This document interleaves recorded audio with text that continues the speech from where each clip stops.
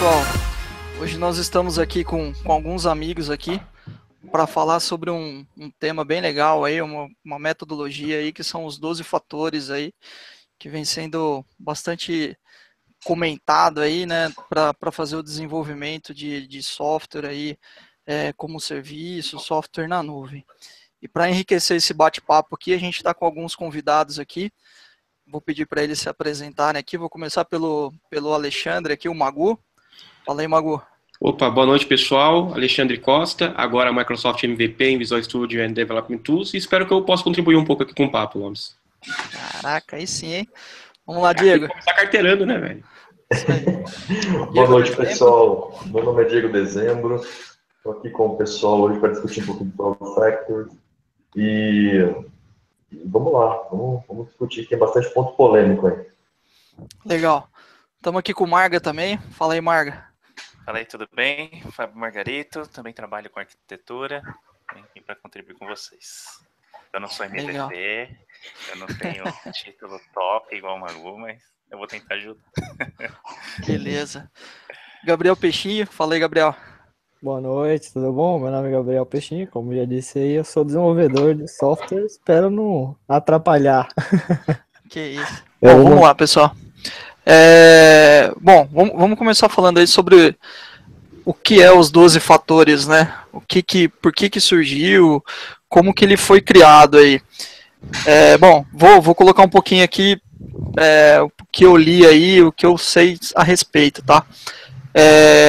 Os 12 fatores eu acho que a gente pode encarar ele como uma metodologia, né? São alguns passos, né, que a gente precisa seguir para conseguir atingir algo aí. No caso, esse algo aí seria uma aplicação aí que pudesse rodar como um serviço na nuvem, de forma que ela consiga ser escalável, tenha resiliência, né? Que são as práticas aí que a gente sugere para uma aplicação na nuvem. Essas etapas, né, esse manifesto que foi criado, né, foi criado aí pelo pessoal da Heroku, né, eu acho que a equipe da Heroku, que é uma das plataformas aí que suporta aplicações aí, que apoia, né, aplicações na nuvem, eles tiveram a ideia aí e conceberam essa metodologia, né. E eu acho que são algumas práticas que eles recomendam aí para a gente ter sucesso aí com as aplicações que a gente pretende implantar aí nesse ambiente. Vamos lá, e vocês aí, qual a opinião de vocês? É bem bacana, Leandro, porque eu lendo a respeito, você olha que eles mesmos falam que eles se basearam, né, em 2 livros do Fowler, né, que é o... exatamente, e o refactoring, né? E, cara, se você olhar os 12 passos, é muito engraçado, assim, porque, na verdade, são boas práticas de uso geral, mas que eles dão ênfase bastante no software como serviço, né? Por quê? Porque quando você passa, né, para esse paradigma de ter um software como serviço, você já pensa realmente em quantidade muito maior de usuários, você ter uma mudança muito rápida de requisitos, né? Você pega grandes exemplos aí de SaaS, né, como Salesforce, como o próprio Office 365 e tantos outros aí, os caras têm deploys praticamente semanais aí, e como é que você gerencia, né, toda essa cadência de forma a entregar com qualidade e não parar o seu cliente, porque no fim das contas, quando um cliente contrata uma plataforma de SaaS, cara, ele está entregando praticamente o coração da empresa dele para essa plataforma e isso não pode parar. Então eu acredito que assim, além de ser uma metodologia, né, até não colocaria como sendo passos, mas eu acredito que funciona até mesmo como um checklist de, cara, eu quero fazer algo que tenha realmente um alto desempenho para atender uma grande quantidade de usuários, né, como é que eu trabalho de forma eficiente com o desenvolvimento de software. Legal. Acho que a gente vai passar aqui, né? Mas quando você começa a ler lá os exemplos, né, do que aquela prática se propõe a resolver, eu já me caí naqueles problemas várias vezes, né? É que quando você entra para um ambiente na nuvem e tal, esses pequenos problemas eles são potencializados, né? Então, que nem você vai fazer um deploy contínuo, se você não resolve uma questão de diferença entre ambientes, quebrou suas pernas, né? Então eu acho que potencializa bastante problemas que eu acho que a gente já vivenciou várias vezes aí, né? Não só vivenciou, como vivencia, né? Um que me chamou bastante atenção, por exemplo, foi aquele de configuração, assim, a gente trabalha junto desde 2008, né? Eu acho que, assim, a gente já passou por umas, eu acho que 50 reuniões falando, às vezes, de algum problema que a gente teve em produção, por ter diferença de configuração em ambientes, porque a configuração está numa constante dentro do código, né? Exato. Se a gente pensar em cloud computing aí, a gente vai pensar logo em resiliência, escalabilidade, agilidade, robustez, e acho que o 12 Factor vem para organizar e de uma forma mais passo a passo, né, cara, bem robusta, todos os desenvolvedores, arquitetos e tudo mais, e atender essas palavras de forma mais simples e objetiva, né? Eu vejo, quando a gente olha os 12 fatores, tem alguns ali que a gente até usa quando a gente fala em design de aplicação, né? Parte de gestão da dependência da própria aplicação. E ele foi colocado todo num contexto bem interessante, né? Porque ele fala, poxa, isso aqui é pra gente resolver o problema de software como serviço. E o que é software como serviço? A gente mudou simplesmente a forma como a gente distribui software, né? Antigamente a gente tinha um cara mais blocadão, que rodava num servidor, as pessoas acessavam, ali dentro do âmbito da empresa. Aí agora a gente tem, lá para os anos 2000, 2002, surgiu o advento da nuvem, que aí a gente tem agora infraestrutura abundante, né? Você paga conforme precisa, e deu a oportunidade de um novo modelo de negócio, que é o software como serviço. É você botar o cara ali na nuvem e você ter clientes que usam aquilo, né? Multi-tenant. Aí quando você tem esse tipo de coisa, você começa a pensar, poxa, eu vou ter muitos clientes usando. Ou às vezes eu vou começar com uma pequena quantidade de clientes e essa quantidade vai começar a aumentar absurdamente, né? Porque é o que todo mundo quer quando abre lá uma empresa.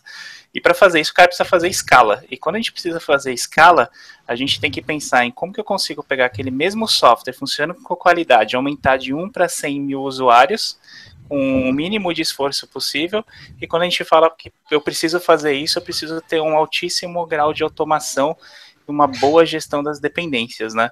Aí eu vejo que os 12 fatores falar, cara, como que você consegue criar aplicações que consigam atender essa nova forma de distribuição, que vai fazer todo sentido, né? Quando você começa a olhar item a item, tem coisas que vão desde como você faz o design da tua aplicação, até coisas que como que você faz a gestão de configuração da aplicação. Eu achei que foi bem fantástico, acho que não tem novidades ali, né? Quando você olha todos isolados, né? Mas quando você olha no conjunto, ele vem para resolver esse problema que é um bom problema pra gente, né? Legal. Acho que a primeira aí a gente pode entrar nela, né? E a base de código já para começar a discutir. Exato. Eu acho que um dos principais objetivos aí, como o Marga comentou, é facilitar a escala, e isso gera um grande problema para a operação. Então, os 12 fatores aí dão uma facilitada fenomenal na operação, elas têm um controle muito grande sobre a aplicação, e elas podem redirecionar para diversos serviços, elas têm um controle maior. Eu acho que isso facilita muito a escala em computação distribuída. Legal. Eu vou compartilhar aqui, mas eu acho que, enquanto eu vou compartilhando aqui, eu acho que a gente já pode entrar no primeiro ponto aí, no primeiro fator, né, que é colocado, que é a base de código, né, onde ele fala que uma base de código com rastreamento, utilizando o controle de revisão de muitos deploys, né.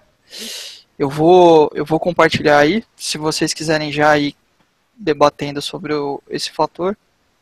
Eu acho que isso hoje em dia acredito que já cai na exceção de quem não usa, né? Hoje você ter um software sendo desenvolvido que não seja o cara sozinho em casa, né? Quando você está falando de um aplicativo com um desenvolvedor independente, quando você tem pelo menos mais de uma pessoa desenvolvendo, você não ter usar um gerenciador de versão de código, né? Você está dando o primeiro passo para o fracasso do projeto e criando, né, uma bagunça que você não vai conseguir gerenciar depois. Só que muita gente peca não no usar, muita gente às vezes versiona o código, né?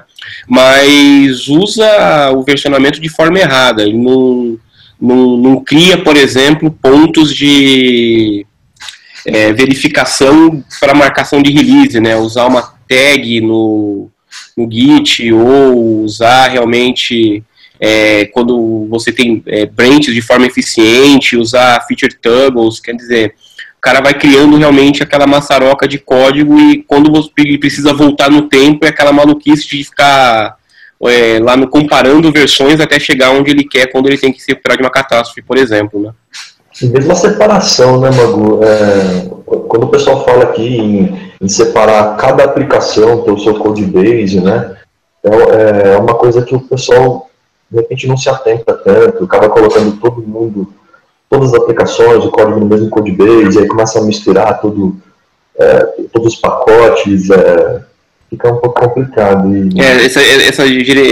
Assim, até uma coisa influencia na outra, né, mas essa gestão de dependência até entre projetos, né, quando você pega, isso aí é bem complicado mesmo, e assim, quando você pega softwares mais antigos mesmo, ainda tem esse comportamento bem monolítico, e aí, assim, mesmo um projeto novo dentro dessa empresa, ele acaba tendo esse mesmo comportamento, né? Então é uma coisa que o pessoal tem que repensar e, olha, eu já testemunhei coisas assim catastróficas mesmo, simplesmente por não ter realmente, só ter separado realmente, né? O que é um componente que é reutilizável, o que é realmente parte dessa aplicação, o que não é, né? E aí...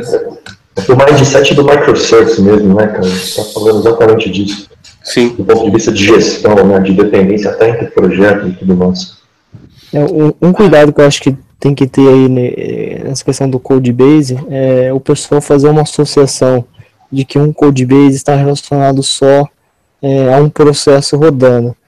Está trabalhando num projeto atualmente que a gente tem um único codebase, mas ele gera 3 ou 4 processos. Por que a gente deixou esse codebase junto que a gente está considerando como uma aplicação para gerar, que de fato dão origem a 3 ou 4 processos diferentes? Porque justamente fazer o vínculo, o tracking entre as alterações desses diferentes processos em diferentes repositórios fica bastante complicado. Então ter o codebase, se é o mesmo time que está trabalhando nessa aplicação com todos esses processos, ou seja, o codebase é um, mas no processo de build e deploy você quebra ele em diversos processos a ser deployado. Acho que facilita muito a gestão e o tracking de alterações do projeto. Fica mais fácil para testar, inclusive os testes integrados e tudo mais. É um dos exemplos que ele dá, né, quando ele fala sobre esse base de código, né? Você tem um codebase único e você tem múltiplos sabores, né? Produção. Exato. Vocês estão vendo a minha tela aí, pessoal? Isso, esse aqui é o exemplo, né? Esse aqui é um... único. Isso, eu acho que a mensagem aqui, eu acho que é a partir de fortalecer a questão de ter um repositório centralizado, ter um fonte ali, né, de código ali que você aplica em todos os seus ambientes, né? Todos os desenvolvedores utilizam, garanta que está utilizando mesma fonte, né? O mesmo fonte. E é super importante aqui a gente ter um workflow, né? Por exemplo, quando a gente fala de controle de fontes, a gente sempre vai estar falando de alguma ferramenta, né? No Git, no Subversion, no Mercury, tem alguns outros aí. Só ter o controle de fontes em si, ele não ajuda 100%, né? Ele tem todas as features da ferramenta. Se você não tiver um método de como trabalhar com ele, você também tem problemas, né? Acho que o Git ele tem um legal que é chamado Git Workflow. Ele te ajuda justamente a como que você tem o código, como que você vai ter a sua versão que vai para o desenvolvedor, o que está em staging, ele tem todo um processo, né? Que ajuda você a utilizar o controle de fontes. Eu já vi muita gente usar o controle de fontes, mas do jeito mais tosco possível, né? O negócio está cheio de recursos de rastreamento, o cara ele consegue causar uma bagunça naquilo como se aquilo fosse uma pastinha simples, né? Acho que não é só usar uma ferramenta, né? Tem que ter muitas vezes o código está redundante dentro do repositório, né? Eu já vi o cara criar pastinhas diferentes, cara. Eu já vi o cara colocar versionar em pastinhas. Né? Eu ia falar exatamente isso. Eu já testemunhei esse tipo de coisa. Da versão 1 para a versão 2 era uma pasta nova no repositório de fontes. E esse Git Flow que você falou, Marcos, é bem bacana porque ele reflete bem isso, né? Que os 12 fatores pregam, que é o seguinte: o código que tem que estar em teste não necessariamente é o mesmo código que, obviamente não é o mesmo código que está em produção, porque eu estou testando antes de mandar para produção, mas a origem dele é única, né? Tem a minha baseline, ela é única, assim, ela começou na minha máquina, eu desenvolvendo, eu promovi esse código para uma área de teste, para que sejam rodados os testes automatizados, seja feita uma bateria de testes manuais, e a partir de um aceite isso ir para produção. Só que a qualquer momento do tempo, né, eu consigo enxavear esse tipo de coisa, e isso já está pensando em um momento lá na frente, né, que assim, não adianta nada também eu ter um processo muito bacana de gerenciamento de fontes, né, só que chega na hora que eu tenho um problema em produção, eu não sei para onde eu volto, né, como é que eu me recupero de uma catástrofe de deploy, né. Então, ter esse fluxo muito bem definido desde a base já do código, ele me ajuda muito na hora de me recuperar de uma falha depois. Ô, Leandro, você consegue abrir esse link que eu te passei? Ele tem um desenho do branch model do Git Workflow. Eu consigo, eu só vou sair aqui. Como eu estava projetando minha tela, eu não estava vendo o chat aqui no Hangout, tá? Mas eu já estou projetando agora. É esse, Marga? Isso, baixa um pouquinho, por gentileza. Então, o que ele fala aqui é como você trabalhar com as versões que você tem do teu Codebase. Você consegue fixar sua tela, Lomes? Que acho que voltou pro Margs, ele falando. Isso, fixar a sua. Quando você olha aqui no mais à direita... Opa, sumiu. Quando você olha aqui mais à direita, você tem a linha inicial do teu software, né, que é a master, que aí você começa a desenvolver. E toda vez que você começa a desenvolver alguma coisa, algumas coisas vão surgir, né, quando você vai para produção. Vai dar um problema em produção, você vai ter que fazer um hotfix. Então aqui ele te ajuda como você faria esse hotfix. Enquanto o software lá está rodando, você pode ter times trabalhando em releases diferentes. Então eles têm branches diferentes e estão trabalhando nessas branches. E isso aí começa a virar uma mega bagunça quando um monte de gente começa a trabalhar nessas coisas, né? Até por isso que ele fala, cara, tenta quebrar o fonte o máximo possível, né? Para te ajudar com essa gestão. E esse Git Workflow é um método que ele te ajuda a gerenciar isso daí. E com dá para usar no Git, mas você consegue usar em qualquer controle de fontes, isso daqui, essa mesma ideia. Isso é uma sugestão para fluxo, né? De entrar entre as branches. Mas é uma boa sugestão, acho que muitos times que não têm ainda poderiam adotar essa, mas à medida que vai ocorrendo aquele ciclo de feedback loop, né, eles vão aprendendo e provavelmente cada um vai montando o seu fluxo. Não sei o que vocês acham, pessoal, mas um ponto que eu acho que fica um pouco nebuloso nesse primeiro item do 12 Factors, que é a base de código, em relação à definição do que seria um app, né? Então ele fala aqui que múltiplos apps compartilhando uma base de código é uma violação do 12 Factors. E aí, de repente, o que pode ajudar nessa delimitação de escopo, de domínio, né? É o próprio Domain Driven Design. Sim, pegar o coração da coisa, né? Eu acho que entra em duas coisas, né? Porque, por exemplo, o que eu acho que acontece muito é que, acho que todo mundo, ninguém aqui nunca fez na vida frameworks corporativos, a gente sabe que isso é errado, né, então ninguém nunca fez isso na vida, mas a gente sabe que, né, no desenvolvimento de algumas coisas, a gente acaba desenvolvendo ferramentas que acabam sendo reaproveitadas, né, trechos de código. Aliás, a própria premissa da OO é isso, né, é ter reutilização o máximo possível, né, dentro daquilo que é viável. E o que eu acho que ele fala dessa separação de múltiplos códigos é que, assim, a gente tem algumas coisas que são comuns entre eles, e ele fala que é violação porque a gente vai ter isso já no próximo item, que é a gestão de dependências, né? Então, aquilo que é comum entre as aplicações, ele acaba tendo um codebase separado. Para quê? Para que qualquer tipo de manutenção desse tipo de coisa, ela seja gerenciada pela gestão de dependência de pacotes, e não porque eu tenho que refazer um rebuild de toda uma codebase para ter aquele novo componente atualizado na minha base. Então, eu acabo gerenciando melhor essas dependências, não sendo elas digamos assim, hardcoded no fonte, né? Eu gerencio ela como um pacote. Então, vamos colocar em .NET, né? Eu vou, em vez de eu ter um componente corporativo, né, reutilizável dentro do meu código-fonte ali compartilhado, um share de repositório, não, eu tenho um repositório, né, um Artifactory, um NuGet interno, em que o meu fonte da minha app depende desse NuGet, e a minha atualização do pacote só vai ser aplicado a partir do momento que eu fazer um novo build, né? É verdade. Eu só acho que tem um item mais e maior, que não seria a reutilização de código mais baixo, né? Seria o domínio realmente de uma aplicação e como a gente separa a aplicação e o que é outra aplicação, sem pegar as partes comuns, né? É bounded de context mesmo, acho que são o que fica mais nebuloso, enfim. E que quando você vai lendo os 12 fatores, ele é bem nessa linha, Diego. Você vê lá que para ele o que é um app? É uma capacidade de negócio totalmente isolada, né? Você fala, cara, não trabalha com uma aplicação que tem várias capacidades de negócio num lugar só, né? Separa, né? Exato. Aí a gente volta no domain driven design, bounded context, né? Microserviços, né? Eles barram em os conceitos. Acho que é bem por aí mesmo. O ponto aí simplificar, né, cara? Aplicação de seguros, de cotação de automóvel, de repente não tem nada a ver com a emissão da proposta. Entendeu? Apesar de ser o mesmo domínio funcional, de repente pode ficar numa outra aplicação. Ou seja, é bem tênue essa linha, né, cara, de divisão.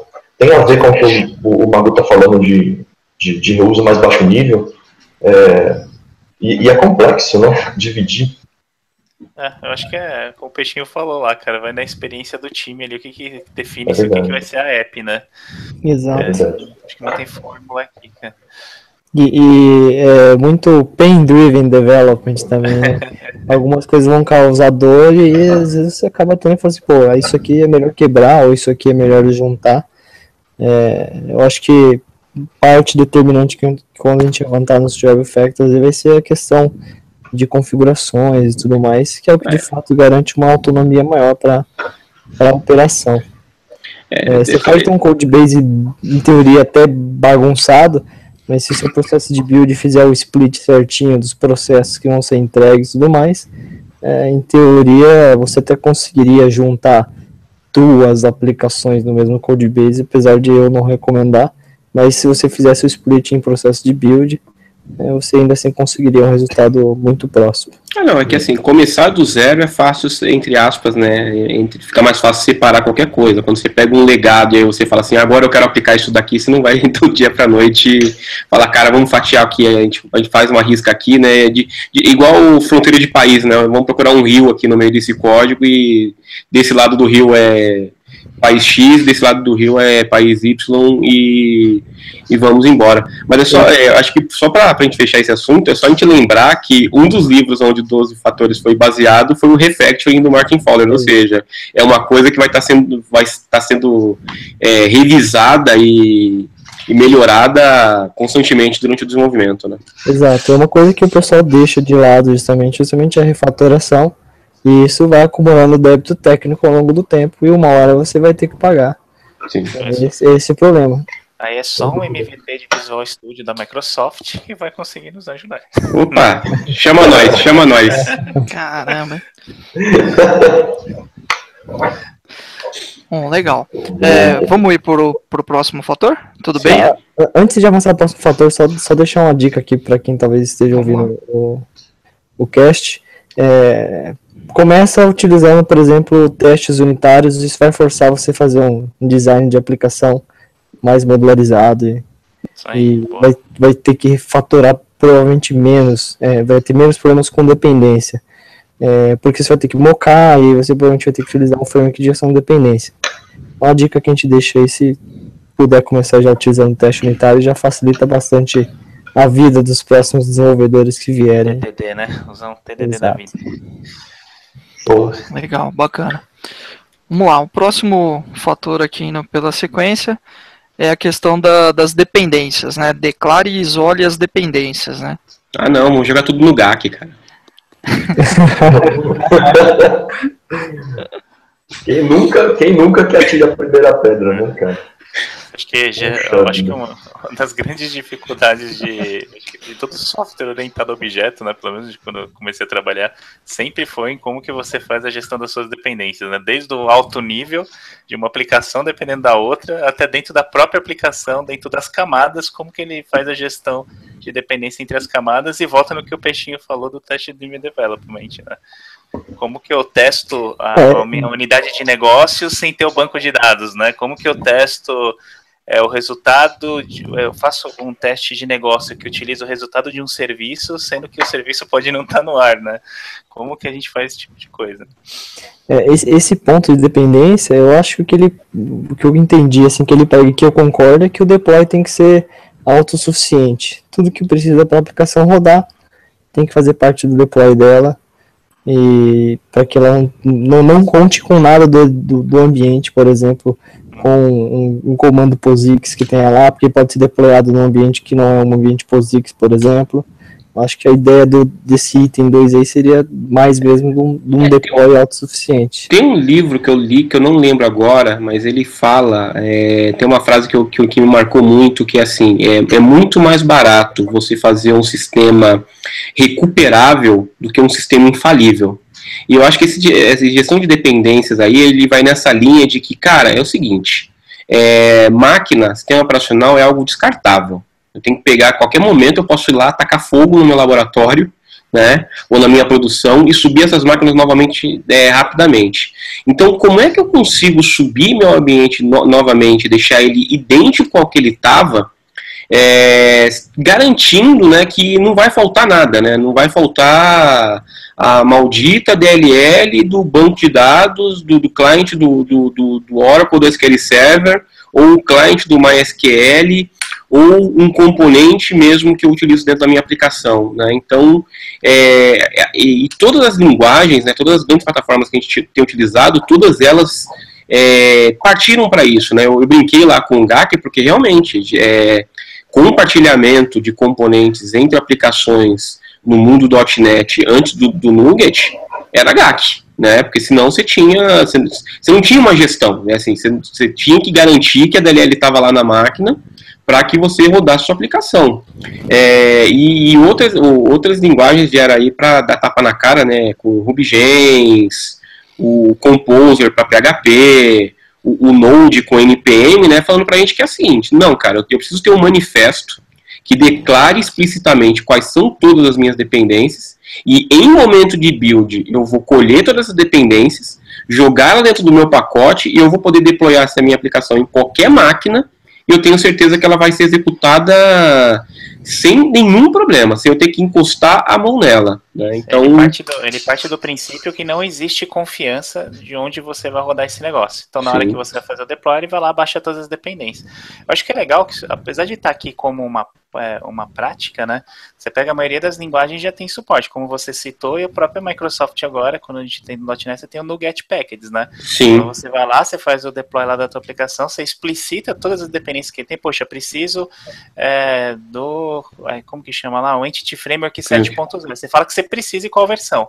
Na hora que ele vai lá, faz o build, ele vai lá na Microsoft, baixa o pacotinho, bota, então ele não confia se tem ou não tem, ele parte da princípio que não tem, vai lá, baixa e bota. Acho que as linguagens modernas já têm esse tipo de suporte. E você pega o .NET novo, né, o .NET Core, por exemplo, Marcos, é obrigatório, né, no .NET convencional você tem tanta coisa dentro dele já que você pode conseguir desenvolver alguma coisa sem utilizar o NuGet. No Core já é obrigatório, você tem um manifesto lá que é um JSON, e você tem que lá explicitar, cara, eu preciso disso, e aí só assim sua aplicação vai rodar, senão ela não roda. Exato, as linguagens hoje, basicamente todas as que estão em uso, tem alguma espécie de gerenciamento de dependência de pacote, né? NPM, né, do Node. Tem o Maven para Java também. Sim. Então hoje estamos bem suportados, acho que não faz quem realmente não conhece, quer, né? Não conhece. Acho importante falar das dependências de comando externo também, né? Não deve depender de comando externo, deve depender de ferramenta externa. Então, assim, qualquer coisa que possa ser executado fora da instalação da sua aplicação, não deve ter uma dependência, né? Exato. E como eu comentei um pouco atrás, você vai depender de uma coisa que é POSIX, Exatamente. uma máquina que dá POSIX, então talvez seja melhor você até mesmo implementar a feature dentro da sua aplicação e distribuir junto. Exatamente. E a gente está até tendo algumas coisas meio, assim, é um novo momento realmente no desenvolvimento de software, né, porque a gente está tendo agora Bash no Windows, PowerShell no OS X e no Linux, para realmente diminuir esse pain, né, driven development, né. Eu estou levando realmente as plataformas de scripting que são realmente utilizadas em deploy para outras plataformas, exatamente para aliviar um pouco essa dor, porque o cara fala, o exemplo que eles dão ali na documentação é do curl, né, para fazer uma requisição HTTP durante o meu deploy e tudo mais, e cara, realmente, como é que eu faço isso totalmente agnóstico de plataforma, né, então... são coisas que você acaba colocando na listinha ali de dependências e tendo que gerenciar. A gente não sabe qual sistema operacional vai estar rodando, teoricamente, né? Se a aplicação tem que ser nessa plataforma. Em teoria a gente não deveria, na verdade, assim, em teoria a gente não deveria saber mesmo, né? Deveria ser realmente 100% independente. Cara, roda, né? Cara, se a máquina é Linux, se a máquina é Windows, se deveria ser independente, né? Só que assim, a gente esbarra em algumas coisinhas ainda. Você tem hoje na Amazon, né? Você tem aquele Lambda, né? Que é o Serverless Architecture, né? O Serverless não é que não tem servidor, né? Mas ele fala, cara, dane-se o que tem lá. Você vai lá, você bota teu código, ele vai rodar, e eu garanto, você não precisa saber que sistema operacional. Você tem o Lambda da Amazon e você tem o Azure Function também, tá? No Azure. Paga pau, cara. Você tem o whisky da IBM também. Isso aí. Então, só pro Magu ficar magoado, é isso que a gente tá falando de ter um manifesto, né, um arquivo ali declarando, né, todas as minhas dependências e depois conseguir baixar todas essas minhas dependências no momento de build, né? Se a gente pegar o Ruby aí, o conceito do Genfile e o próprio exemplo que está aqui, né, que é o bundler aqui, eu acho que ele existe aí há muitos anos, acho que foi uma das primeiras linguagens aí que tem esse conceito. Mas, cara, isso daí não me deixa chateado não, cara, e, principalmente que é o seguinte, a grande mudança no mundo Microsoft, no mundo .NET, na verdade foi puxado pelo grupo do time do ASP.NET, principalmente pelo do ASP.NET MVC, e eles foram, eles declaram isso, eles foram totalmente inspirados no mundo do Rails, né, então... Eles tinham no PEC antes, né, no PEC, depois veio no... Sim. Beleza. Legal. Mais algum ponto aqui em relação a esse fator? Podemos ir para o próximo? Alguma outra consideração? Cara, eu não tenho mais não, acho que eu tomaria como princípio deploy autossuficiente e bora. Levando ao extremo, né? Independente de plataforma. Eu vou fazer só estender um pouquinho esse ponto aqui, né? Acho que tem algo que é muito parecido quando a gente também entra no mundo do Docker, né? Porque no Docker, se não me engano, você tem lá o Docker Compose, né, que você consegue baixar várias imagens, né, e aí você não precisa ter tudo instalado na sua máquina, né, você vai além de apenas uma dependência de uma biblioteca, de uma library, né, mas você pode ter toda uma instalação, né, toda uma autossuficiência ali de isolamento de uma tecnologia como um todo, né? Todo o ambiente onde ela é executada, né? É que Docker vai até além para mim, né, Lobos? Assim, se você trabalha bem com Docker, existem já exemplos funcionando em produção em várias empresas aí, é aquele negócio, né? Eu, como desenvolvedor, eu tenho um ambiente já montado com Docker, então dou um Docker Compose na minha máquina, desenvolvo dentro desse ambiente.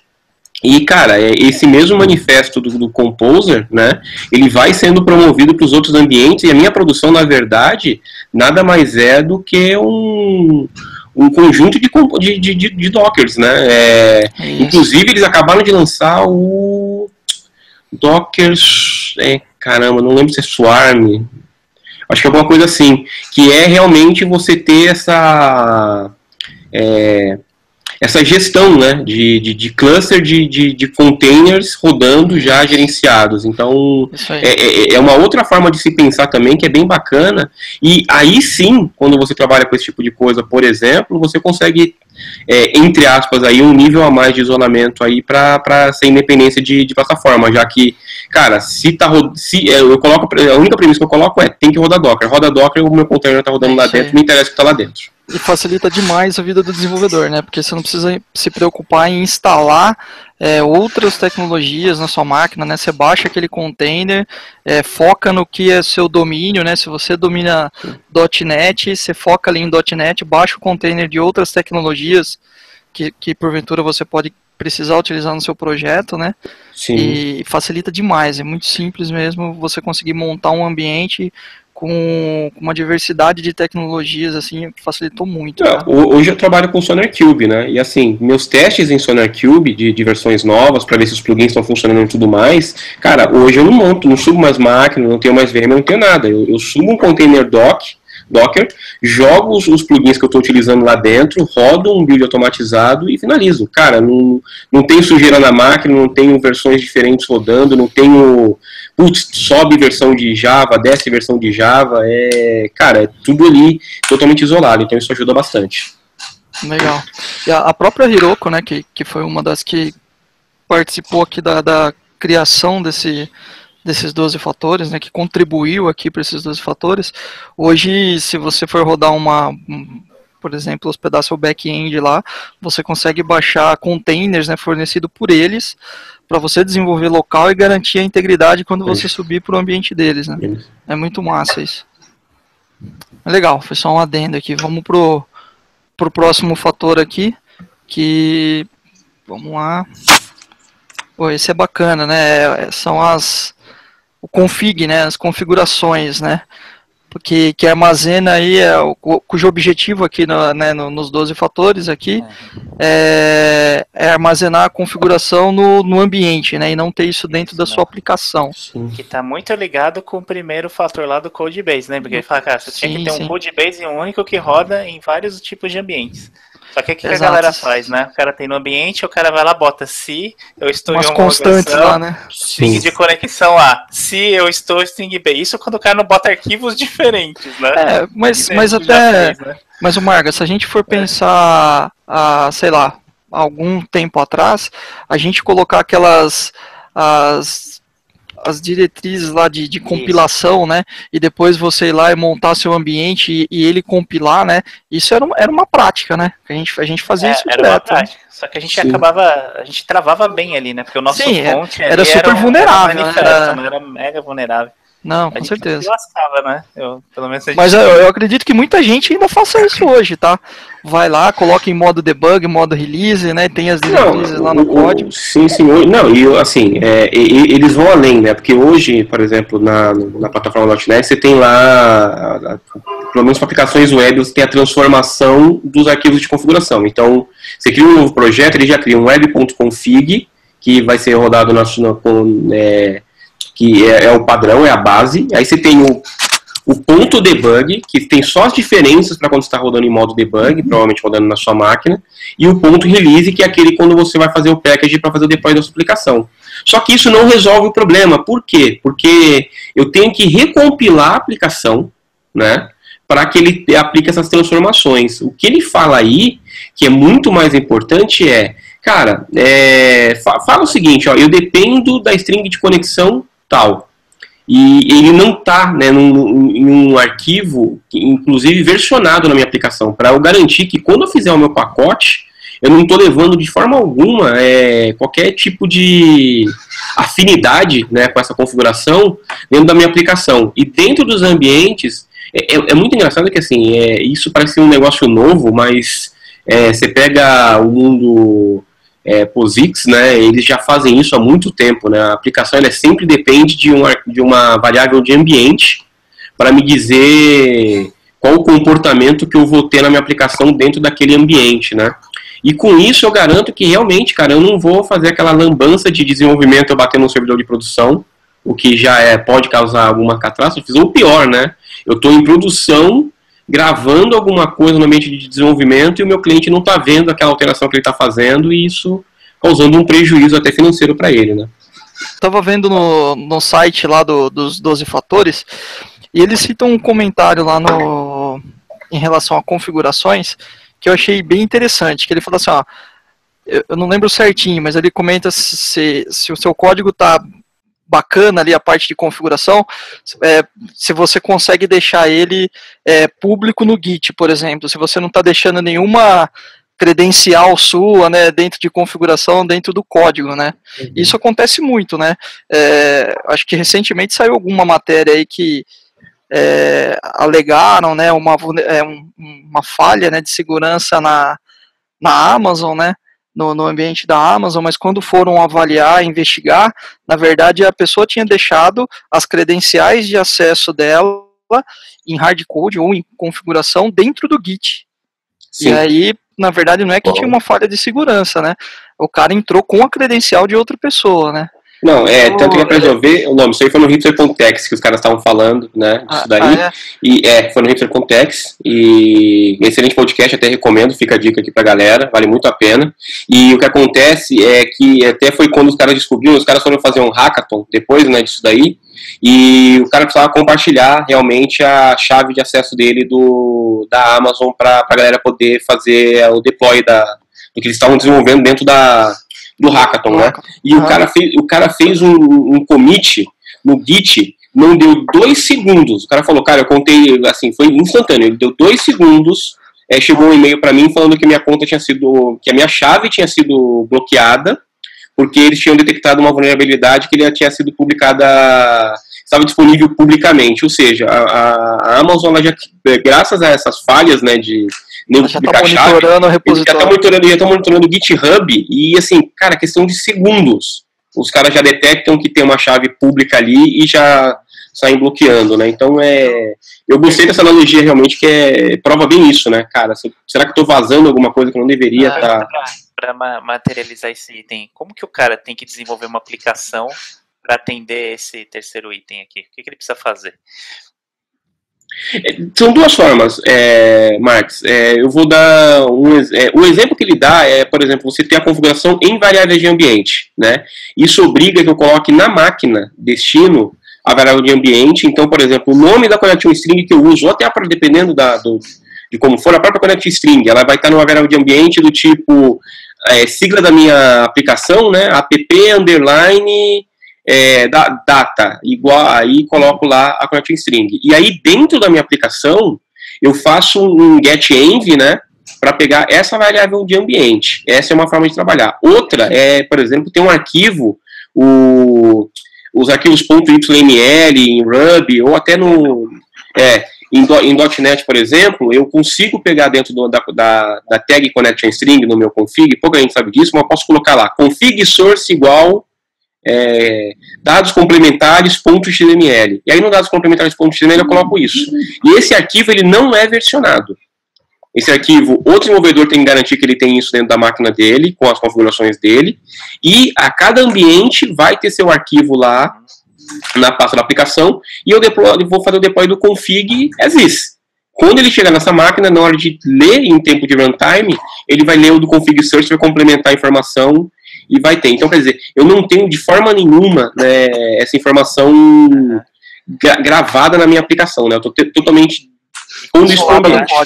Isso. Como boa prática, a aplicação ela tem que avisar quando ela não acha no ambiente, né? E também volta lá no negócio das dependências, né? A hora você dependência de um arquivo que eu espero, de uma variável, e ele tem que avisar que não tem, né? Senão, exatamente, né?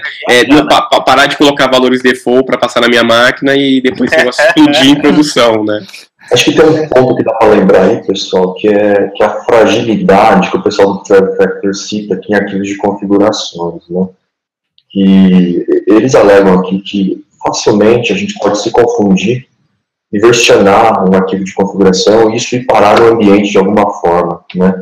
Acho que esse é o ponto-chave que eles começam a atender aqui para variáveis de ambiente, né? O que vocês acham disso aí? Não, eu acho que uma equipe madura, tá? Durante o processo de build, rodando, por exemplo, passando um Fortify, esse tipo de coisa, eles tendem a não deixar, por exemplo, você ter um leak de credencial em arquivo de configuração, por um erro humano. Mas ele teria que ter um processo de build e teste e tudo mais bem montadinho. Eu gosto bastante do arquivo de configuração, porque ele é mais fácil para a operação dar uma olhada, por exemplo, do que as variáveis de ambiente. Eu teria uma tendência aí nesse tópico de externalizar tudo que a operação precisaria ter controle. Endpoints de fila, credenciais, tudo mais. Agora, já coisas que para a operação não faz sentido mudar, por exemplo, injeção de dependência, eu tenderia a colocar isso mais como um código mesmo, config as code. Porque não vai adiantar muita coisa a operação mudar e plugar esses componentes. Quando você fala operação, Peixinho, dá um exemplo para nós. Operação, vamos supor que alguém precisa redirecionar ou subir um novo nó de Cassandra, por exemplo, tá? Aí isso é um contact point, então ele poderia ir lá e adicionar esse contact point no arquivo de configuração. Então isso seria uma coisa que teria que estar no controle da operação, se ela decidir botar mais máquinas ou não, do que mais propriamente do software do desenvolvedor. Então dá flexibilidade para a operação fazer os redirecionamentos necessários e fazer novas configurações, que muitas coisas são necessariamente acabam sendo de infra mesmo, né? Mas a gente não... É dúvida minha, tá? Assim, será que aí não tem uma outra questão que a gente deveria abstrair algumas coisas do código, independente de ser por config, né? Esse caso que você falou, de subir um outro nó, será que não teria como eu abstrair isso do meu código? Eu tenho um impacto direto no meu código, numa mudança de infra? Será que quando a gente fala de uma aplicação na cloud, a gente não está querendo exatamente abstrair a relação código versus infraestrutura? Não sei, é uma dúvida aqui, tá? Estou colocando para a gente... Tem essa vertente, que eu usei talvez um exemplo ruim, e no caso do Cassandra, por exemplo, ele tem um Gossip Protocol, né? Então, que eles chamam de fofoca. Então, quando você adiciona um novo nó, ele já vai fazendo fofoca entre os outros nós. As pessoas que se conectam com qualquer um dos nós recebem via fofoca esses novos nós que foram adicionados também. Essa é uma forma mais orgânica de fazer com que as coisas funcionassem no ambiente mais escalável automaticamente, né? Na parte de configuração, eu digo, por exemplo, às vezes precisa mudar um endpoint, reapontar para um novo DNS, e isso, a operação, por mais que alguém não faça manualmente, precisa ser configurável. Você tem um servidor que distribui a configuração, mas se o seu software não for capaz de compreender essa configuração, não vai nada adiantar. E apesar de eu achar realmente a solução do variável de ambientes assim, bem bacana, ela já, até no próprio manifesto eles falam de um problema grave que como é que eu segmento isso em variável de ambiente, que a variável de ambiente ela é global, né? Então... na verdade, a variável de ambiente ela herda do processo que criou o outro processo. Então, sim, você está no processo X, você fez um fork do processo Y, ele vai herdar essas variáveis de ambiente. Né? Então, aí você acaba tendo que criar uma espécie de namespace de variável de ambiente para que você não confunda uma configuração que é sua como a do processo pai, por exemplo, né? Então... O que o pessoal geralmente costuma fazer, ele seta as variáveis de ambiente antes de executar o processo, e aí ele sobe o processo. Depois que você subiu o processo, essas variáveis de ambiente que foram herdadas não mudam mais. Então o pessoal consegue derivando processos filhos com variáveis de ambiente, inclusive diferentes de seus pais posteriormente. Não, legal. No mundo de serviços, né, a gente pode até ter soluções até elegantes de descoberta de serviço dinâmico e tal. Só que, de qualquer forma, a gente vai cair nos mesmos problemas que no final vai ser, vou colocar as configurações em arquivo de configuração, XML, o caramba 4, ou vou colocar em variável de ambiente. Né? Acho que tem prós e contras para os dois mundos aí. Sim, sim. Me parece que variável de ambiente aí talvez seja o risco menor, né? Quando a gente de fazer alguma coisa ruim em produção. Eu acho que a ideia aqui, pelo menos eu acho que a ideia principal, né, vamos dizer assim, é garantir que o mesmo código seja propagado para todos os ambientes. E dependendo do que a gente coloca dentro de um config, eu acabo tendo que ter um config específico para cada um desses ambientes, né? Aí eu acredito que possa comprometer de repente a agilidade aí para conseguir fazer o continuous delivery. É que você mata a automação, né? Você Exatamente. Automação para scale out, que é o que a gente Quando você começa a ter coisas específicas por ambiente, eu acho que invariavelmente você acaba comprometendo essa questão da automação. Mas se a gente ir para a cloud, para os scripts, etc., nem tanto, né? A gente compensa de outra forma. Nos Puppet chefe da vida? Exato. O Peixinho, acho que o Peixinho eles estão fazendo agora, né, um processo exatamente como esse, né, vocês têm lá o serviço, né, vou abstrair o que vocês estão fazendo num serviço e vocês fazem deploy em vários tipos de ambiente, né, vocês passaram por isso aqui, né, porque cada um você tem uma configuração de o Cassandra tá num lugar diferente, né, Exato. em lugares diferentes. Exato. Inclusive, a gente tem, como a gente está trabalhando em sites diferentes, dependendo do site em que é deployado, por exemplo, se você deployou um conjunto de serviços que vão acessar o Cassandra num site, esse conjunto de serviços tem que priorizar o Cassandra, que a gente chama de DC local, daquele site, né?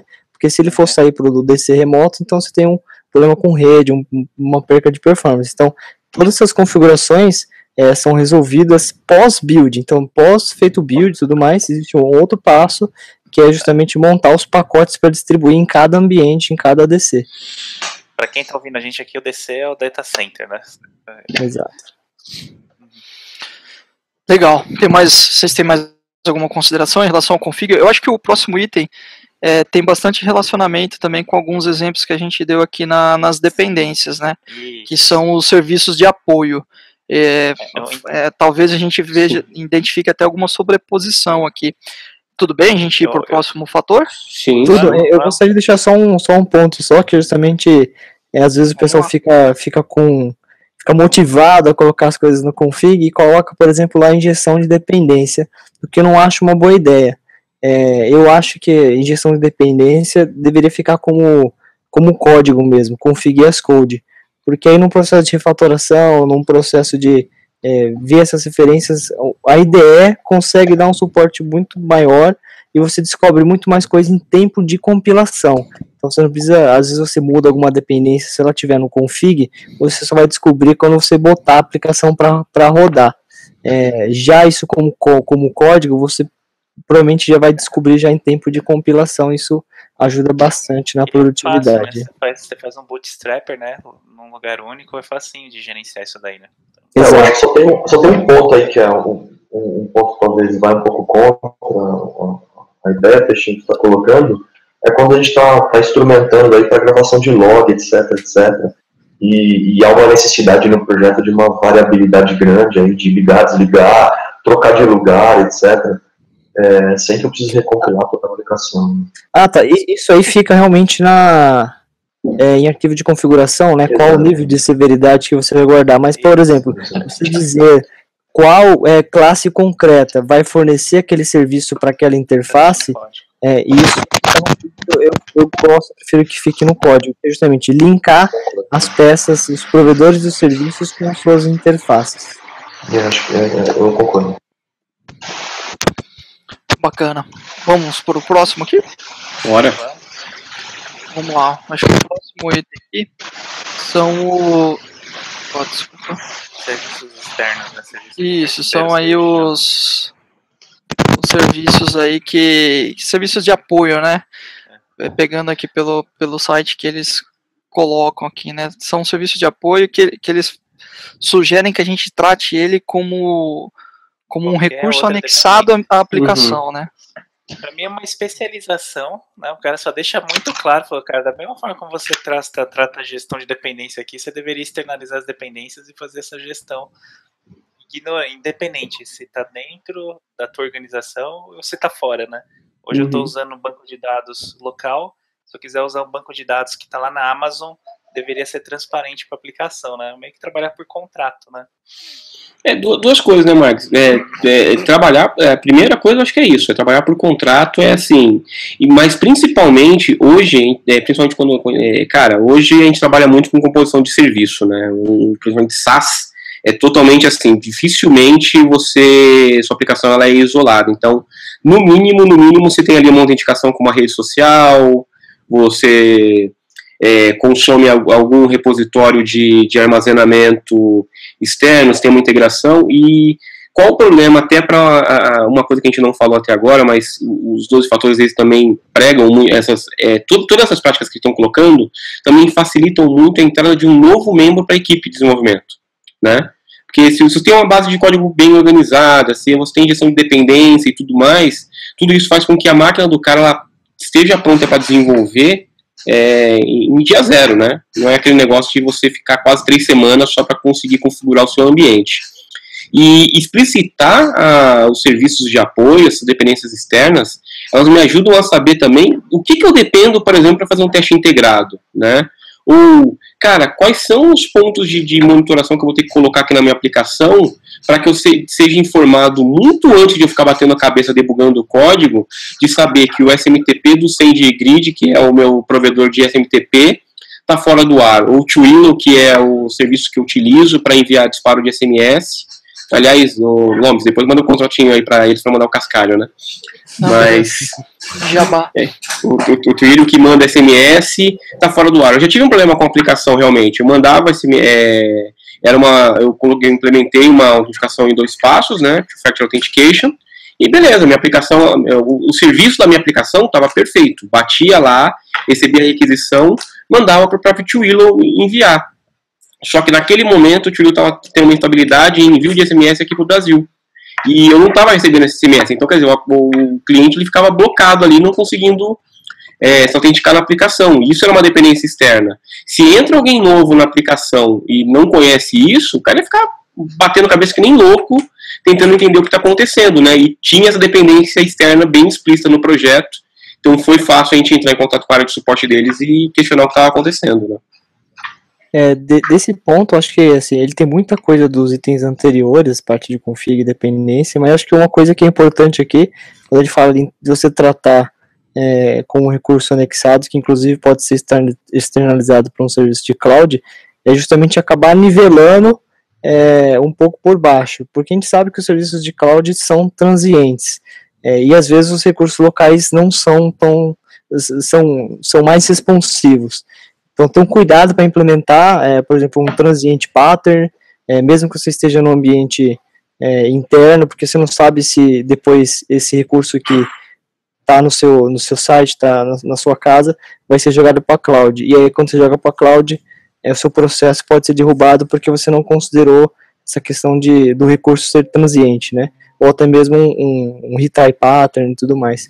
Eu acho que é um cuidado que eu teria nesse item aí. Também. Você deu um exemplo bem bacana, Peixinho, porque aconteceu até comigo lá com o SonarQube, né? Lá na central de qualidade, a gente manda para o SonarQube, só que para mim o SonarQube era assíncrono, né? Quando ele fazia a análise dele. E não é, ele vai lá, ele computa as informações locais, manda para lá para o servidor, fica lá algum tempo mastigando aquilo e joga para o dashboard. E eles mataram o serviço de notificação, eles estão melhorando isso daí e tudo mais, então o que acontecia? Eu mandava e aí eu batia na API para pegar a informação e não estava lá disponível, né?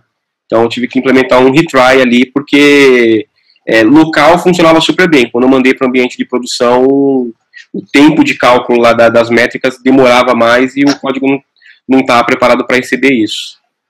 Exato.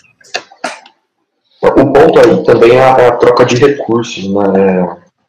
Se eu precisar trocar um recurso por outro recurso, tem que ser totalmente transparente para a aplicação, né?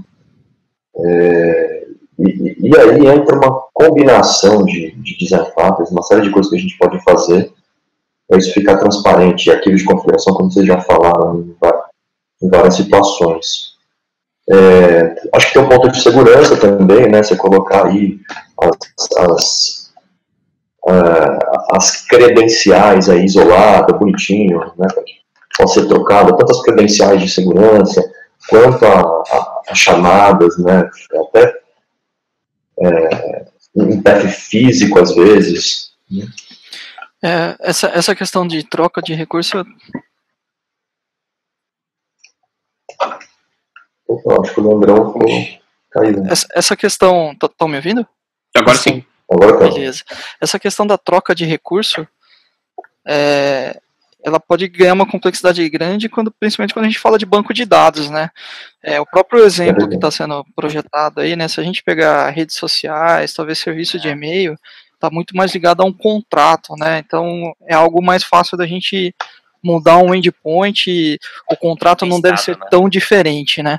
Agora, quando a gente fala de banco de dados, não sei se vocês concordam, mas eu acho que a complexidade aumenta bastante, né? Para você falar assim, eu vou trocar meu MySQL por um PostgreSQL ou meu SQL por um Oracle, né? Aí eu acho que envolve uma série de padrões, né? Conseguir fazer essa aplicação ser meio que poliglota, vamos dizer assim, no nível de banco de dados, trabalhar num modelo code first, sei lá. Quando você é poliglota em banco de dados, muitas vezes você está deixando de aproveitar recursos daquela plataforma que te traria algum ganho, né? Então, trade-off aí, né? Então, assim, é uma coisa que tem que analisar bem. Tem recursos que são fantásticos no MySQL, tem recursos que são fantásticos no SQL Server, recursos que são fantásticos no PostgreSQL, e quando você faz algo que, cara, não, só vou usar SQL ANSI, você está deixando muita coisa de lado. Então, essa troca realmente, normalmente, ela não é simples, né? Mas quem nunca foi lá e desenvolveu uma classe, né, cara? Não, tem todas as palavras reservadas e até sem usar o SQL ANSI. Tem uma parametrização maluca para conseguir instanciar aquele cara, né? No meu tempo de Delphi, eu fiz um conversor. Você passava, por exemplo, o SQL. Você passava um SQL com um join no padrão do Oracle, lá, que é com parênteses e o mais lá, e ele convertia o padrão do SQL Server, cara. Então. Mas hoje também. Ficava 5 vezes mais lento, mas tava lá. Essa é uma tarefa difícil mesmo, né? De você se preocupar com a interoperabilidade com outros backs, né? Ou usar os recursos mais específicos. O que geralmente às vezes dá para fazer é você abstrair uma implementação. No projeto que a gente está agora, a gente abstraiu, por exemplo, a mensageria, a gente criou uma interface de message bus com os recursos que a gente precisava. Só expondo só os recursos que a gente precisava. Então a gente consegue conectar, por exemplo, no ActiveMQ, mas se precisar trocar posteriormente, por exemplo, um Kafka, a gente consegue fornecer uma outra implementação. Tendo 2 implementações, é possível você externalizar isso no config também. E aí a operação conseguiria fazer o switch desses backs, mesmo que bastante diferentes, mas que tenham um subset uma intersecção de funções que atendem a aplicação. Então eu acho que dá para conseguir chegar num meio termo legal de funcionalidades que atende a aplicação e que são suportados por 2 backs diferentes. E hoje a gente tem muitas especificações, né, galera? A gente pode falar aqui de CMIS, de OData, de GData, de PubSub, HubPub, e uma infinidade de coisas para a gente trabalhar em cima dos protocolos que facilitam, né, essa interoperabilidade e a troca, eventualmente, da tecnologia por trás. Eu acho que fica a dica para a galera que está ouvindo aí, né? Isso facilita protocolos padrões, né? Facilita bastante, mas eu ainda sou um pouco paranoico, né? E eu tenho a tendência justamente a desacoplar, inclusive, os protocolos da aplicação. Então, eu sempre coloco uma interface na frente, injeto ela via injeção de dependência, para que, de fato, a aplicação realmente não tenha conhecimento de como esses recursos de infraestrutura estão sendo implementados ou acessados. Acho que é um caminho bacana, a gente tem gostado bastante. Com certeza. Programa para interfaces, né? Só não fique com uma doença mortal de fazer interface. Não, você não fica com a tara, senão vira over-design, né? É isso mesmo. Quem nunca também, né, over-design? Acho que todo mundo pega, quando se dá conta dos padrões, né, e começa a ter a paternite, né, cara? Paternite aguda é grave. Exato. E é legal quando você é over-design, você identifica porque você também já fez aquilo, né? Esses dias a pessoa chegou com uns snippets lá e falou: ei, o que você acha? Eu falei: acho que tá meio over-design. Mas a real, acho que eu teria feito igual, assim. Se eu não tivesse fazendo um review, né? Se eu não tivesse feito o review. O cara, aquilo não é um código, é uma obra de arte, né? cara. Exato. Dá uma olhada nessa obra renascentista que eu fiz aqui. Que imprime por moldura, né? Não, você imprime, cola na porta da geladeira pra mostrar pra mãe, cara. Mas no final disso, só aqueles comentários redentores. Ó, desculpa, porque eu fiz isso na época, não sei o que lá. Quando não dá tempo de refatorar. É isso aí. Legal. O Peixinho citou um exemplo aí, né? Que vocês estão trabalhando num projeto onde vocês já deixam ela preparada para trabalhar com duas tecnologias, né, similares, mas já pré-definidas, certo? Elas são, que é a parte de filas.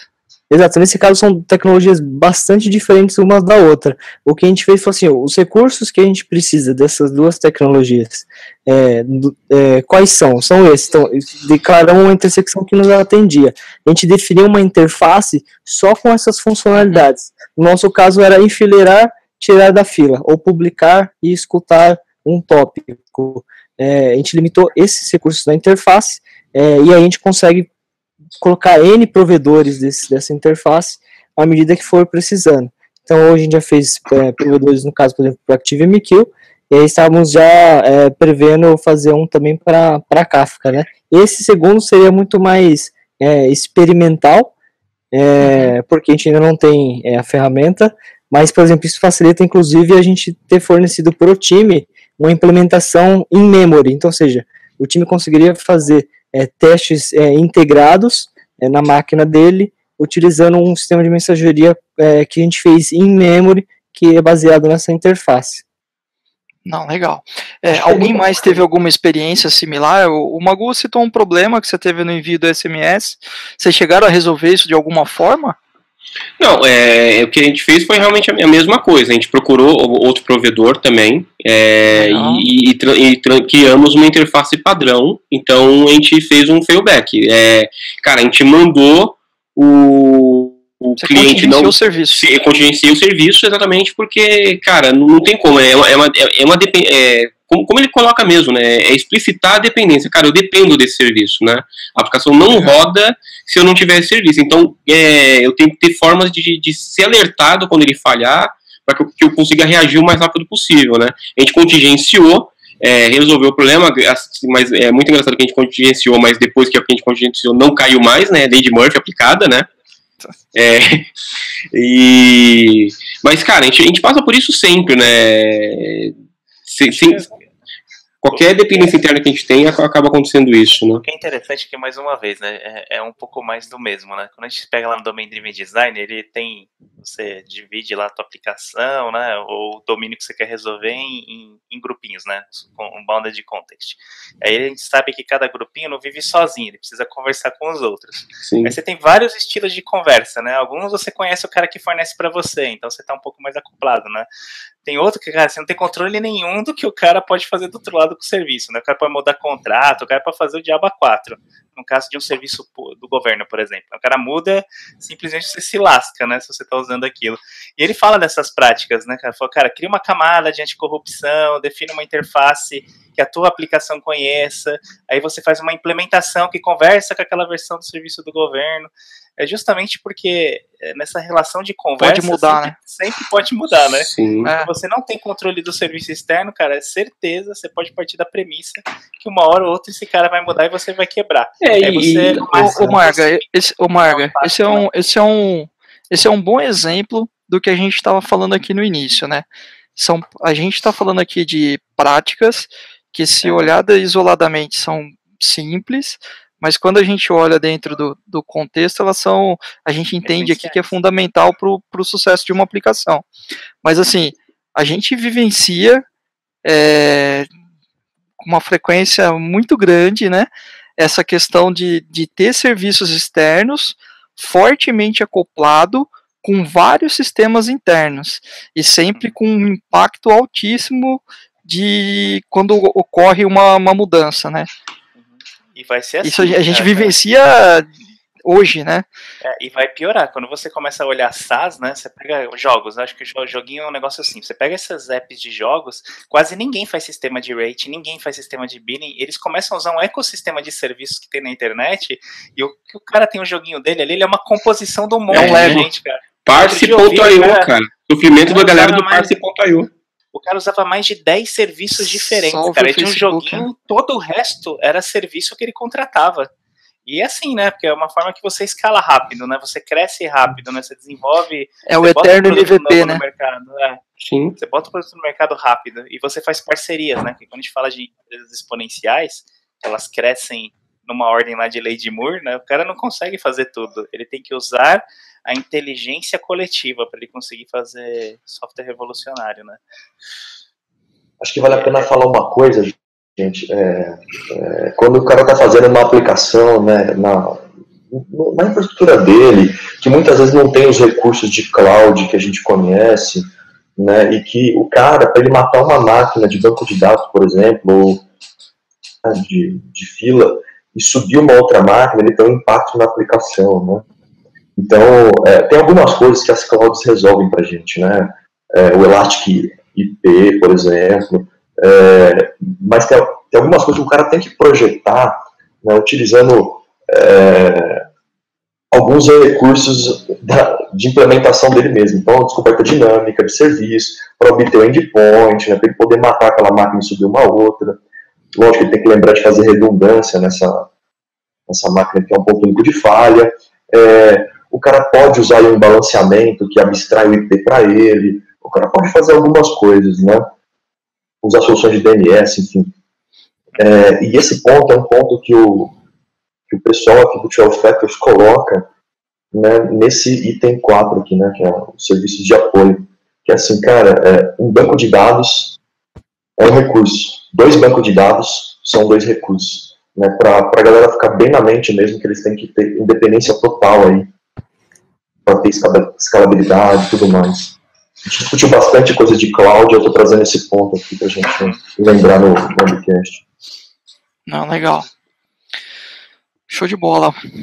Vocês têm mais algum comentário aqui sobre esse fator? Vamos ir para o próximo e talvez aí o último aqui desse Hangout, aí a gente continua no próximo.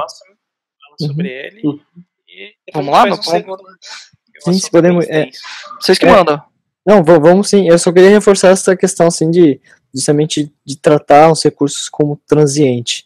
Porque se você sair do recurso local e for para fora, você vai ter problema se não tratar todos os recursos, inclusive o local, como transiente. Não, mas assim, até local mesmo, né, Peixinho? A gente tem vários exemplos diários aí de soluços que a gente tem em servidor local e a aplicação explode, né, cara? Então, se você já tem esse comportamento... são todas boas práticas, cara, que assim, comer mais salada não faz mal para ninguém. Né? Então, você não precisa ficar doente, ter diabetes, ter colesterol alto para ter que mudar sua alimentação. Acho que se você começa a ter esse hábito já antes mesmo até de ir para uma cloud, não vai te fazer mal, vai te trazer muito mais benefícios do que malefícios. Então, Mago, esse não foi um exemplo muito bom não, cara, você não pode... Rolou uma lágrima aqui, Mago, mas beleza. Você usou o atalho, velho. Mago, mas eu acho que assim, até...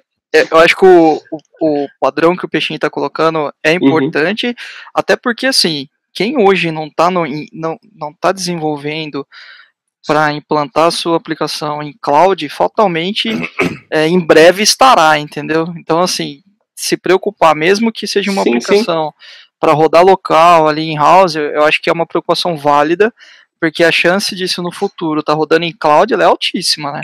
Não, eu tenho um exemplo de tudo, cara, eu tenho um exemplo real de um banco de dados que todo dia eu tenho que consultar para ver se ele tá no ar, cara, e é in-house, tá? Então, por isso eu estou reforçando, assim, é importante você ter esse tipo de comportamento, sim, porque por mais que você faça assim, não, minha rede local ela é confiável, tem gente monitorando, cara, às vezes o cara foi tomar um café, né, o servidor lá o Oracle deu uma chacoalhada e, putz, né, cadê meu banco, né? Sim, já aplica o pattern, a ideia é essa mesmo. Sim. Não sabe se vai para fora, se não vai, então nivela pelo pior cenário, né? Verdade. Então, legal. Vamos lá, vamos pro próximo aqui. Que é o build, release e run, né? O que vocês viram sobre essa questão aqui? Eu acho que eu me recordo da questão do build, né, do cara não ficar programando, desenvolvendo por semanas para fazer um build, né, uma integração ali contínua ali, né, fazer uma integração do sistema dele, né. Acho que a gente tem processos agora para que a gente consiga fazer isso constantemente, né, a gente não ficar trabalhando bitolado num código por tanto tempo, né. Acho que esse era um dos pontos, né. Ele junta lá no começo, né, controle de fontes também, né. Ele fala que, cara, sim, o primeiro item que a gente falou, né? Isso. Ele falou, cara, você tem lá aquele primeiro fator que você tem que ter uma base para você ter o teu código, e aquele código vai representar uma aplicação independente do ambiente. Ele falou, cara, a primeira coisa você tem esse negócio aqui contido. Aí ele começa a separar as outras fases, né? A fase do build, que é pegar aquele código, transformar em alguma coisa executável. E para ele fazer isso, ele pega aquilo, configuração. E depois ele faz o release, que pra gente é lançamento, né? Botar em algum lugar para rodar. Ele deixa separadinho, é o que fala esse fator, cara. Deixa tudo organizado. Ele não fala aqui explicitamente, mas isso aqui precisa ser um processo automatizado, né? Senão você vai ter problema. E ter a capacidade dentro deste processo de conseguir voltar quando alguma coisa dá problema, né? Uhum. Isso daí, ele fala muito, né, do pipeline de release, né?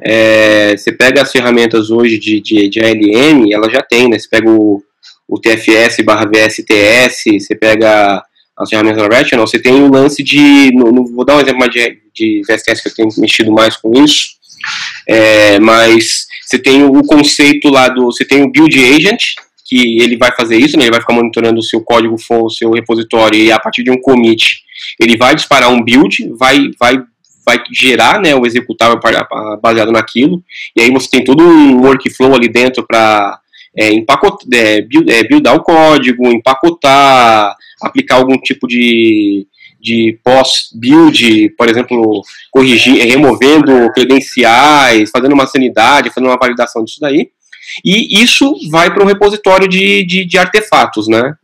Esse repositório, baseado nesse repositório de artefatos, ele começa um workflow, que é o Release Manager, que você faz essa orquestração, em que ele vai fazendo o deploy desse seu código para os devidos ambientes. Então, ele pode ir, por exemplo, automaticamente para desenvolvimento, roda uma bateria de testes ali, vai para o QA, que vai disparar um e-mail para um usuário que vai validar aquela informação, e, cara, o usuário ele clicou num botão aceito ali, aquilo cai em produção. Pumba, direitinho, né? Só que ao mesmo tempo você tem também o rollback disso. Então o seu pipeline de release ele tem que ter tanto a ida quanto a volta. Por quê? Porque você está começando a automatizar tudo. Você está tirando o fator humano do meio da coisa. Então você tem que se recuperar o mais rápido possível, caso qualquer uma das coisas aí dê algum tipo de problema. Um ambiente que não está bem provisionado, alguma coisa que acabou escapando ali, né? É óbvio que todos os processos que a gente fez anteriormente, eles tendem a evitar esse tipo de acontecimento, mas a gente sabe que ainda tem aquele 1% vagabundo que vai dar pau, né? Se você voltar. Você lembra que até pouco tempo atrás, aí, né, na Vital Inc., a gente, quando ia fazer uma implantação, pedia para fazer o backup numa pasta, né, num diretório do que estava em produção, né? Se precisasse voltar, você confiava só no que estava lá, né? Então, esse até que ponto, até pouco tempo atrás, você está dizendo até ontem? O processo ainda é esse. E tem áreas que eu conheço que ainda fazem isso, cara, hoje. E aí é o que a gente tinha comentado lá no início, né? É o mesmo ponto, né? Do código, né? Na verdade, todo o seu histórico de versão tá lá no Explorer do servidor de produção, né? Tem um diretório lá de backup com a data da implantação e todos os seus binários lá dentro. Exatamente. Isso aí dificulta muito, porque e a gente tem que lembrar que, assim, às vezes a gente pensa, por exemplo, num rollback simples, que é, cara, renomear a pasta, né? Inclusive o cara não sei se foi lendo nesse documento que eu vi um exemplo bacana que o cara deu, que na verdade ele até fazia isso, né? Só que, assim, a última versão, na verdade, era um link simbólico para uma pasta. Então você queria voltar a versão, cara, você mudava o link simbólico e pronto, estava rodando a última versão. Só que a gente está falando isso do binário, o executável, o código que você fez. Só que e se você implantou uma procedure, né?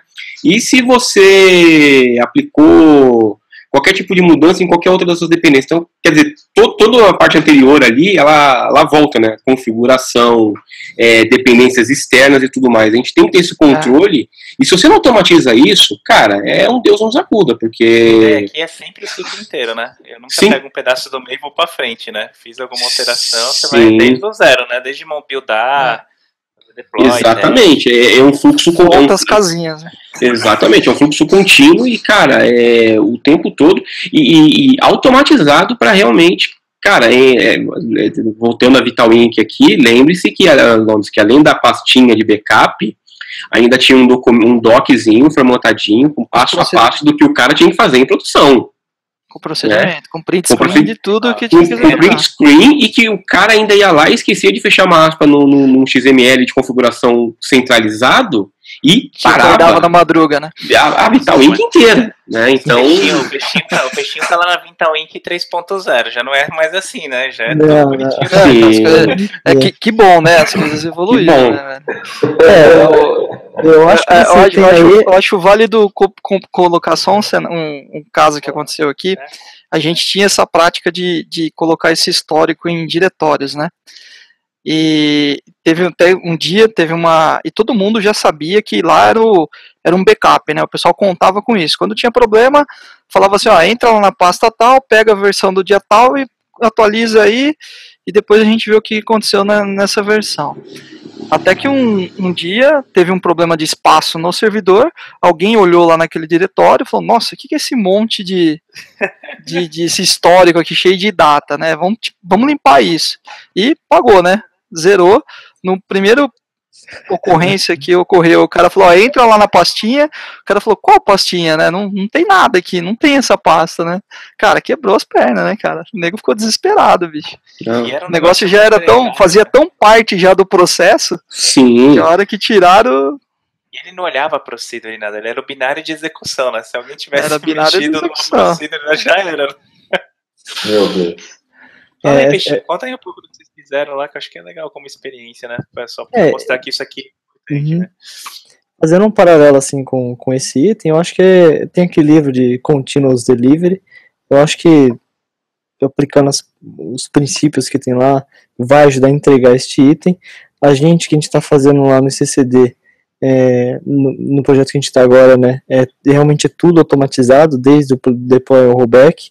Dificuldades começam quando entra a parte de data migration, né, que aí a coisa fica um pouco mais complicada, que quando a gente vai ter mudança de esquema, tem que fazer migração de dados, inclusive essa migração a gente tem que rodar testes da migração para ver se ela vai dar certo ou não. Mas benefício, obviamente, é incomparável, né? Você poder voltar um deploy anterior simplesmente com um comando. Até para quem nunca teve contato, fazendo um jabá aí pro MVP aí, pro Magu, tem um exemplo do Azure, né? Que você pode simplesmente voltar o deploy, na verdade, os seus binários é um commit no Git, é uma das opções. Sim. E aí, quando você comete alguma besteira, você pode simplesmente clicar no commit anterior e ele faz o redeploy de tudo. Não, e outra coisa, tem até um negócio mais bacana ainda, que você tem os slots de deployment, então você faz o deploy num slot, faz o teste e chaveia ele. Então, você só no clique de um botão, você alterna entre os ambientes também. Então, isso também ajuda bastante. Agora, você falou de Data Migrations, depois eu vou compartilhar aqui nos comentários, tem um post muito bacana do case do Stack Overflow, como é que eles trabalham com isso, Peixe, acho que vale a pena, não sei se você já leu, mas é bem interessante a forma que eles lidam com isso, e, cara, os caras lá fazem isso de forma alucinada, então, acho que é uma lição bem importante também. Legal. Olhando assim, parece uma tarefa simples, mas uma equipe precisa ter uma autoridade para trabalhar com automação. Ao final de cada sprint, você acaba terminando com mais, se somar a quantidade de linhas de código de teste e de automação do que de fato código de negócio, por exemplo. E que ferramenta que vocês usaram, Peixinho, para fazer esse fluxo todo aqui? Desde da base de código, quem faz build, quem faz o release? A gente tem o Jenkins orquestrando toda a parte de build. Temos Puppet para distribuição, temos Artifactory para parte de gestão de dependências, de pacotes. A gente tem também o Fortify para fazer a parte de avaliação de segurança. Basicamente, acho que do set que a gente tem lá, seria esse. Só no arquivo e para qualidade também, não estão? Isso, para qualidade de avaliação, qualidade estática. Análise estática. Show. O lance desse item 5 do 12 Factor aqui é deixar bem separadinho também para aproveitar todos os scripts, né? Para construir scripts diferentes, aproveitá-los, para ter possibilidade de rollback e tudo mais. E vai naquela linha também, né? Por exemplo, que eu já falei lá antes, que é muito mais barato ter um ambiente recuperável do que um ambiente infalível. Se eu tenho isso tudo de forma automatizada, meu amigo, eu pego meu servidor, dou lá Shift Del lá no VMware, dou um Shift Del na minha VM lá no Azure e redeployo tudo e, cara, vai estar funcionando, né? Eu garanti todas as fases anteriores, né, cara? Eu não dependo de nada do ambiente, não dependo... o meu build está sendo bem feito. Tô pegando o meu código fonte, cara, eu subo quantas máquinas eu quiser, né, cara? Eu posso fazer um Chaos Monkey, né? Não sei se todo mundo conhece, né? Isso é uma coisa que você de fazer, né? Tipo sim, um ADR, né? Você fica fazendo. Exatamente. Chaos Monkey, né, é uma técnica de que as grandes empresas aí de nuvem, né, Netflix, Dropbox e por aí vai fazem, que é o seguinte, aleatoriamente eles escolhem máquinas e, cara, jogam um macaquinho lá para o macaquinho explodir, cara. E o macaco explode com a máquina e tem que tudo continuar funcionando como se não houvesse amanhã, cara. Então, é bem importante isso daí, porque eu conheço muitos negócios que, cara, chegaram até parar. Vamos lembrar daquele case lá do carinha lá que deu um RM-RF na empresa, né? Então, acho que é bem importante ter isso na linha, né? Não, beleza, eu acho que a gente pode terminar por aqui e eu acho que fica um compromisso aí da gente continuar aí e falar sobre os demais fatores aí. Tá ok. Tudo Beleza. bem? Show de bola. Galera, obrigado pela disponibilidade aí, foi super prazeroso, eu acho que foi bacana pra caramba os pontos que foram colocados aí, eu acho que vai contribuir aí para enriquecer bastante aí a opinião da galera aí sobre os fatores aí. Beleza? Bacana, gente. Até a próxima então, galera. Valeu, um abraço. Tchau.